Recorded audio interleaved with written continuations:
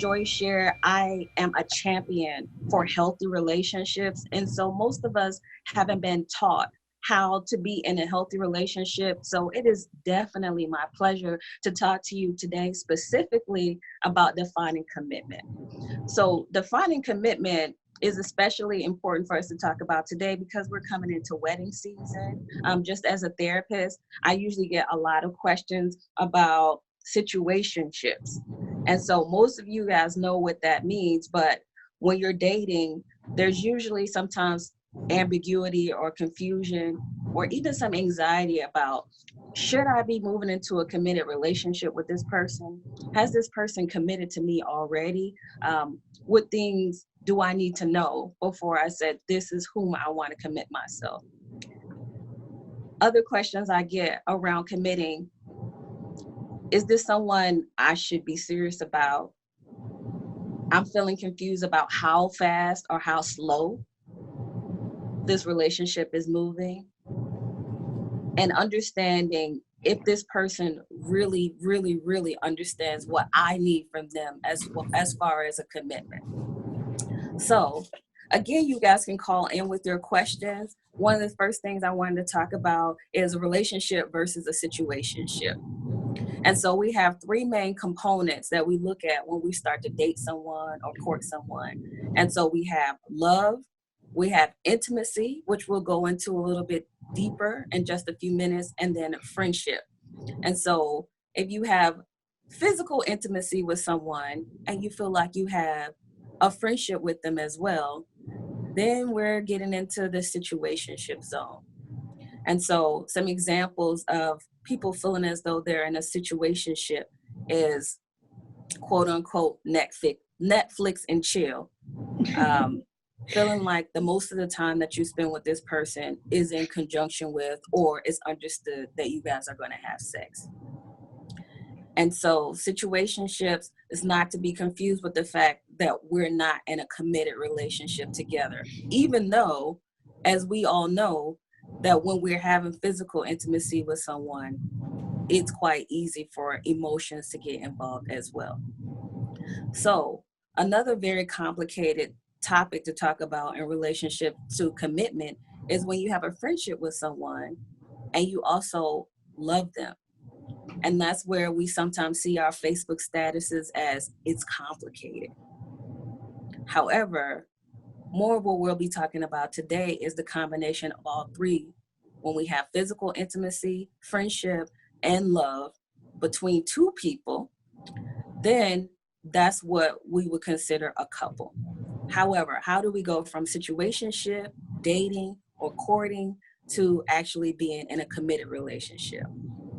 Well, one of the things I wanted to talk to you guys about today is a famous psychologist named Dr. Sternberg, who came up with a theory on the perfect love, or what the Bible might reference to as agape love. And in this triangle, it talks about three other components that are similar to what we just talked about in reference to the dreaded situationship.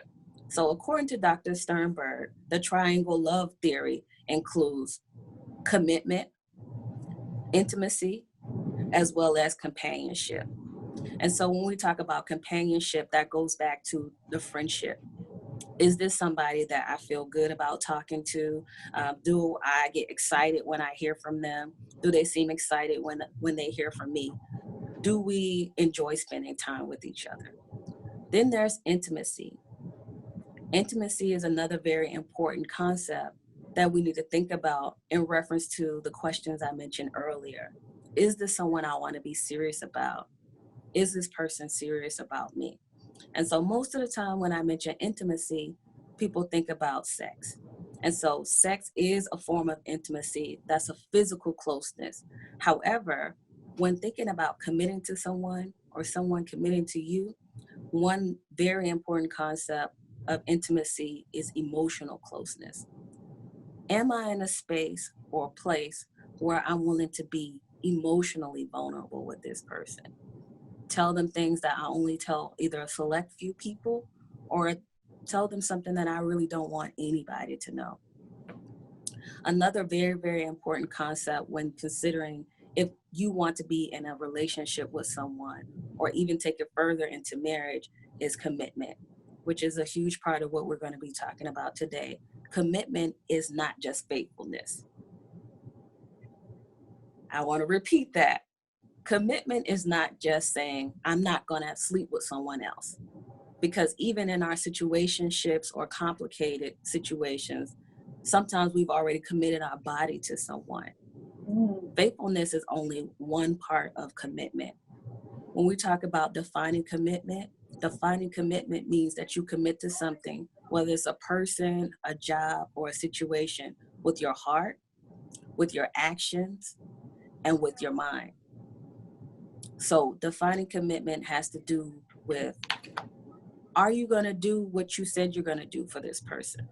If this person is not around, are you not just flirting with other people or trying to sleep with other people, but are you keeping this person in mind as far as what things they might need?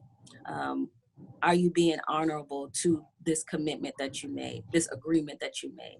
And commitment is very specific to each couple. So as we navigate from dating or courting, moving into a committed relationship, we're thinking about how I feel about this person when I see them. Am I excited? Do they seem excited to spend time with me? Can we have organic conversations? That goes back to that emotional intimacy. And you guys probably already had a good understanding of the physical intimacy. But there's also passion. And another important thing to consider is, am I committed to this person with three parts of me? Do I really care about their goals? Do I care about their day? Do I care about their family? Do I care about the direction of where we're going? Or am I just interested in today?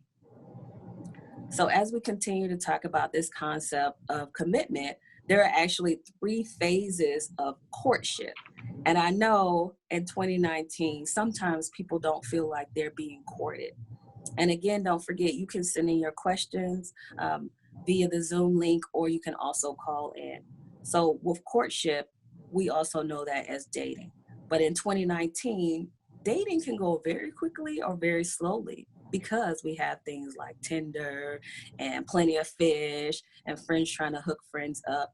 However, when thinking about if you want to commit to someone, or if you need to start having a conversation about if someone should be committing to you, I do want to provide you information on what psychology says is 3 stages of dating or courtship.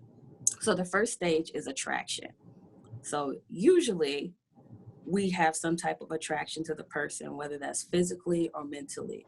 This person makes us smile, they make us laugh, or we just generally enjoy their company, and they may or may not be too bad on the eye. The second stage is comfort. We start to build some type of trust, or we start to feel some type of ease around this person. And the last stage is defined as seduction. That's when we usually have more physical intimacy, as well as hopefully some emotional intimacy. And so what I want you guys to do quickly while you're thinking about your questions, or thinking about if you want to commit to the person that's in your life, or if this is someone you don't want to commit to, I want you to think about if you've experienced some of these stages in courtship. If you've experienced these stages, do you remember how fast the attraction went from seduction? Or if the attraction went very quickly and then you started to build rapport with the person and then you felt like they seduced you or you seduced them? Or if you feel like you've never experienced these stages of human courtship. Attraction, you see someone, you feel emotionally or physically attracted to them, you start to feel comfortable around them, and then we have the introduction of passion or physical intimacy. Sometimes from my experience working in private practice with different couples, sometimes they go straight from attraction to seduction, and they're coming in to see me because they feel like they don't trust the person, because things went so quickly through the stages. So that's just something I want you guys to think about. Remember, you can call in or send your questions through the chat. So defining commitment. Again, when we commit to someone or something, and when they commit to us, we're hoping that they commit with their words, their actions, as well as their heart. I also want to talk to you guys about some other really important concepts of commitment.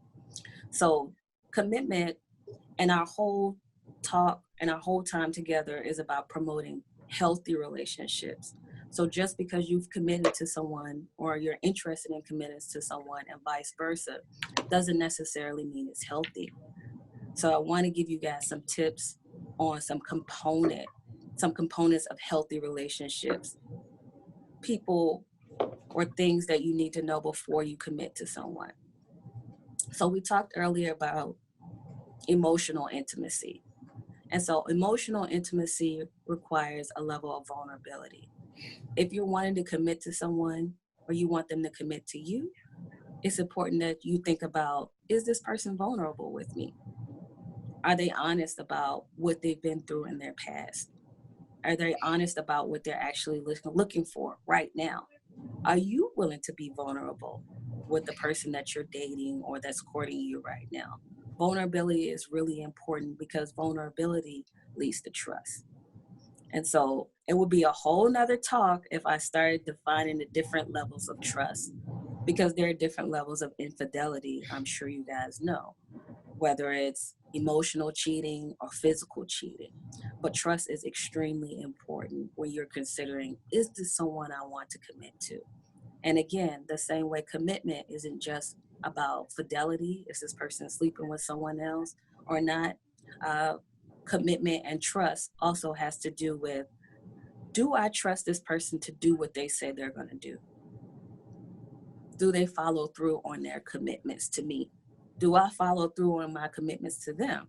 Even as small as, I'm going to call you back in 10 minutes. Those things are important when building seeds of trust, because trust is important if you actually want to commit to someone and vice versa.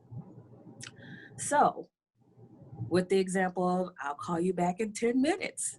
If the person says they'll call you back in 10 minutes and it takes them an hour to call you back, one healthy component of a healthy relationship is understanding. If they call you back an hour later and they say, I apologize, I got on the phone with my mom and went a little longer than I anticipated, I apologize.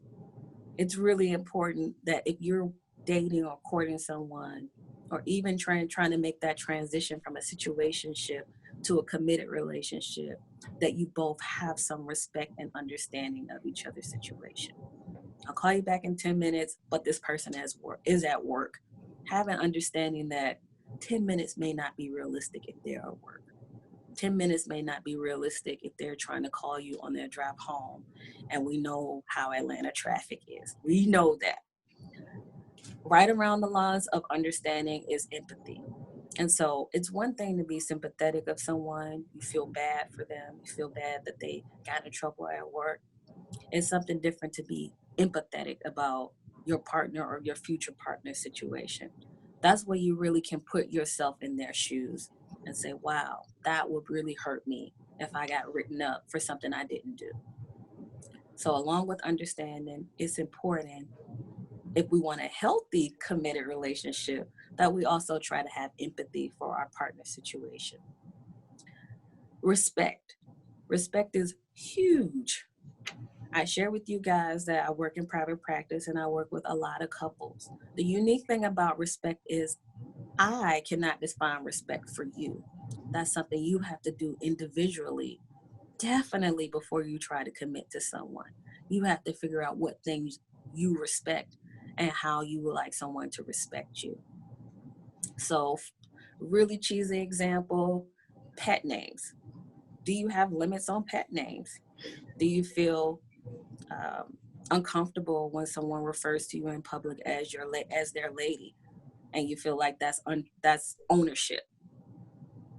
You have to really take some time and think about what respect looks like for you. But respect is so huge in relationships that you really have to define what respect is going to look like for you if you want to move forward into a commitment with someone.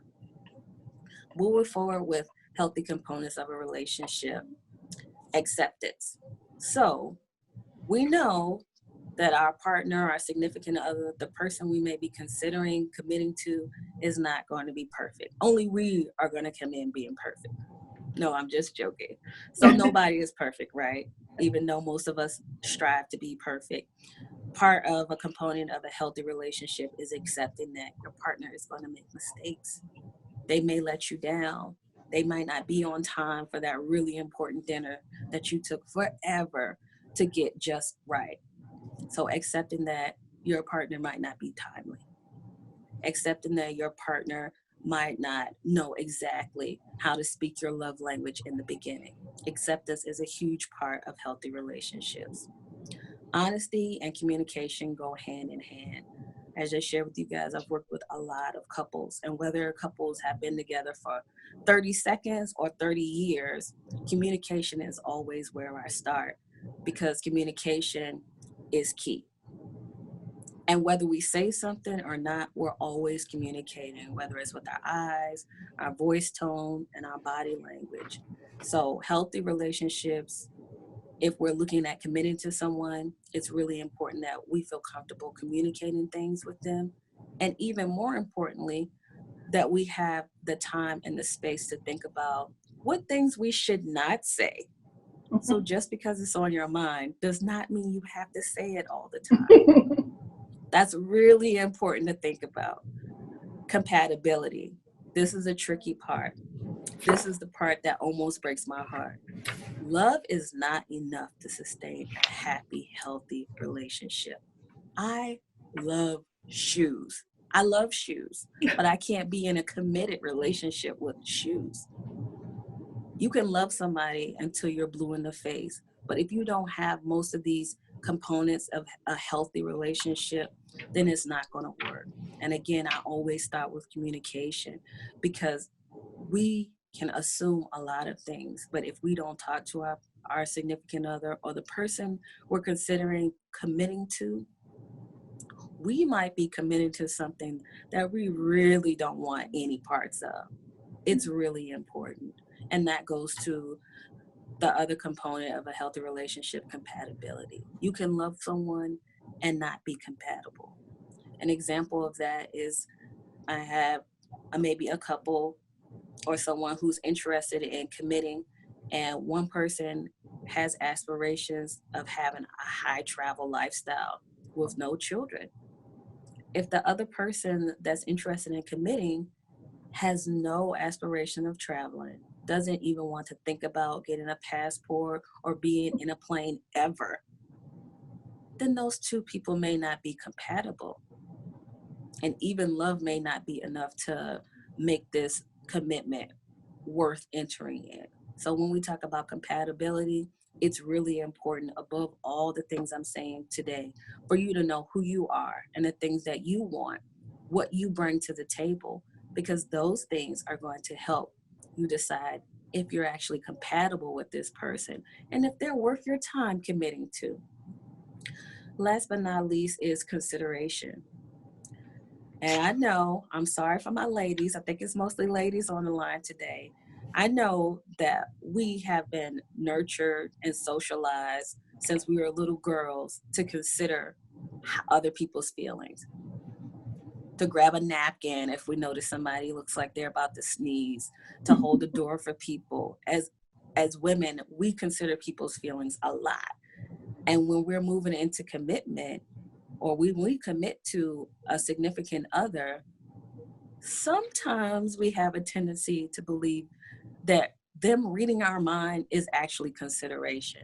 And those two things are mutually exclusive. Becoming a professional mind reader is not the same thing as consideration. Consideration is, hey, sweetheart, I know you had a rough day. Let me grab us something to eat. Let me cook tonight.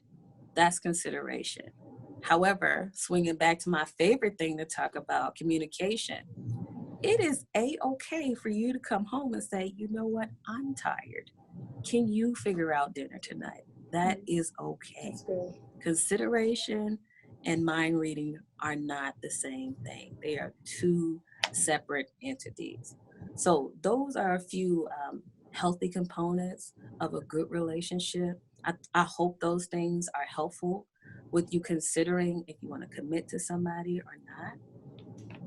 And so to swing back to a few of the highlights I tried to talk with you guys about today from Dr. Sternberg's triangle of love, which is one of my favorite theories. We have intimacy, passion, and commitment. Remember, when you commit to somebody, it's not just saying, well, I'm not dating anybody else. I'm not sleeping with anybody else. Commitment is something that you do with your heart, your actions, as well as your words. And so if you like someone and they like you too, and that's all you have in common right now, then under the triangle of love theory, then you may have intimacy. And intimacy, again, doesn't have to be physical. You may have a great friendship with this person and you feel emotionally vulnerable and naked with them. Then we have where we're very attracted to somebody and we may be physically intimate with them, and that's all we have. We don't necessarily have emotional intimacy where they know different things about us, and we haven't gotten around to this webinar to really define commitment yet. So we haven't committed to each other, but we feel good when we see each other, and it's basically on and popping every time. According to Dr. Sternberg, that would be called infatuation or factious love. If we have a commitment to somebody saying, I'm going to be with you, I do what I say I'm going to do, you do what you say you're going to do, but we don't really have any passion between us, we don't get excited when we see each other, and we definitely don't have any emotional closeness, then according to the Sternberg's theory of love, then that will be called empty love. And that's something that any of your local therapists can work with you on if you're here for this talk today because you went from a relationship that was committed and some of these things started to disappear. You start to lose that emotional intimacy, and you start to lose that passion for each other, but you're still committed to each other. Then again, that will be called empty love, and that's a good time to intervene with a therapist. Then we have intimacy, where we feel emotionally naked with this person, and we also have passion, but then we have no commitment, or we hadn't gotten around to talking about commitment, but we feel close to each other. Dr. Sternberg would call that romantic love. Last but not least, we also have the ultimate plan of when you want to definitely commit to someone is when you have intimacy, emotionally nakedness, you have passion, you look forward to seeing and talking to each other, and then you both feel as you both have had a conversation about being committed to each other. With those three things I've been talking about today, you've committed to each other with your heart, you've committed to each other with your words, and most importantly, you committed to each other with the things that you do, with your actions. So hopefully that information was helpful for you guys today. I really hope that you are looking at where you are as far as if you're dating now or when you consider dating in the near future, what things you need, what things you value, what things you bring to the table in relationship to when and if you want to commit to someone.